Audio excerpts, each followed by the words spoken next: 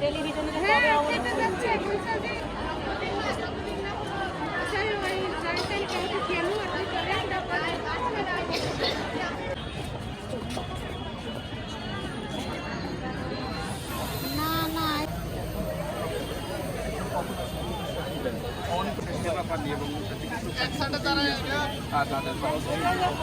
এবং তারা প্রত্যেকে আন্দোলিত আছেন, যার কারণে তাদের সেবার কারণে আমরা দেখেছি দূর দূরান্ত থেকে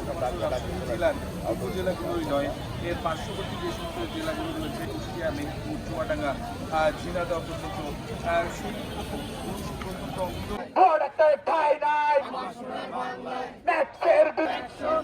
আমার সোনার বাংলায়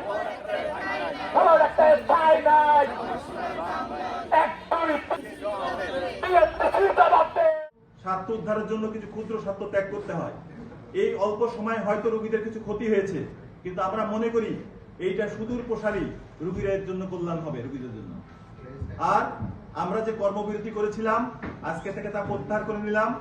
এবং এই মুহূর্ত থেকে আমাদের চিকিৎসকরা রোগীদের কল্যাণের জন্য, রোগীদের চিকিৎসার জন্য আবার মাঠে নেমে যাবে এবং আজকে থেকে সমস্ত প্রাইভেট প্র্যাকটিস সহ অন্যান্য সেবাগুলো, সরকারি সমস্ত সেবা চালু থাকবে।